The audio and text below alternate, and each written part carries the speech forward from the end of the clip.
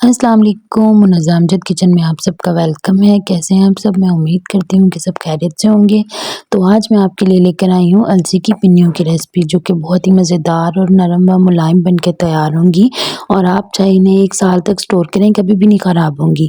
सबसे पहले कढ़ाई में हमने अलसी को ऐड करना है। मैंने 2 ग्लास अलसी ली है, ठीक है जी, और इसे 5 से 6 मिनट के लिए हमने ड्राई रोस्ट करना है। जब अलसी में से आवाज़ आने लग जाए चटक-पटक की, तो समझे कि आपकी अलसी जो है ना वो बहुत अच्छे से भुन चुकी है, ठीक है। अगर आपने 2 ग्लास अलसी ली है तो आपने याद रखना है कि आपने 4 ग्लास जो है वो गंदम का आटा लेना है और इसे गोल्डन ब्राउन होने तक बहुत अच्छे से जो है ना वो ड्राई रोस्ट करना है, ठीक है जी। ये देखिए आटे ने अपना कलर चेंज कर लिया है, 5 मिनट हुए हैं और वो आटा जो है बहुत अच्छे से भुन चुका है और आपने इसे फ़ौरन जो है वो किसी ठंडे बर्तन में शिफ्ट कर देना है। दूसरी तरफ हम इसकी चाशनी तैयार करेंगे, जिसके लिए मैंने हाफ़ केजी जो शक्कर ली है और आधा ग्लास जो है वो चीनी ली है। इससे चाशनी जो है वो बहुत मज़े की बन के तैयार होती है। साथ ही हम इसमें ड्राई फ्रूट्स ऐड करेंगे, ठीक है जी। ड्राई फ्रूट्स ऐड करने के बाद हम इसमें घी ऐड करेंगे। हाफ़ केजी जो है वो मैं देसी घी ऐड कर रही हूँ और इसमें 1 दार 2 तार की चाशनी का कोई इशू नहीं है। हम बस आपने पानी में बॉयल आने का वेट करना है। अलसी को मैंने ग्राइंड कर लिया है और इसको भुने हुए आटे में मैं मिक्स कर दूँगी।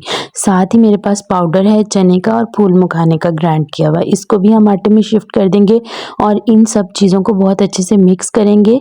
हमने चाशनी ऐड करने से पहले ही इन सब चीज़ों को बहुत अच्छे से मिक्स कर लेना है, ताकि सारी चीज़ें जो हैं वो आपस में बहुत अच्छे से मिक्स हो जाएँ, ठीक है जी। दूसरी तरफ हम अब अपनी चाशनी को देखते हैं।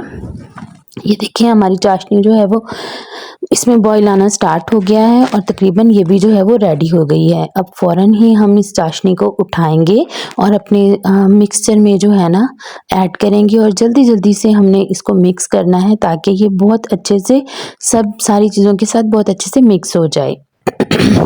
थोड़ी-थोड़ी करके हम चाशनी ऐड करेंगे, एक साथ नहीं करेंगे। ये देखें जी बहुत ज़ोर लगता है इस स्टेज पे, आपने बहुत अच्छे से मिक्स करना है और फिर गरम-गरम मिक्सचर से ही हमने ट्राई करना है कि हम पिन्नियाँ बनाएँ, क्योंकि अगर ये ठंडा हो गया तो हमने इसमें शक्कर ऐड की है तो ये हार्ड हो जाएगा और पिन्नियाँ बनाने में बहुत मुश्किल होगी।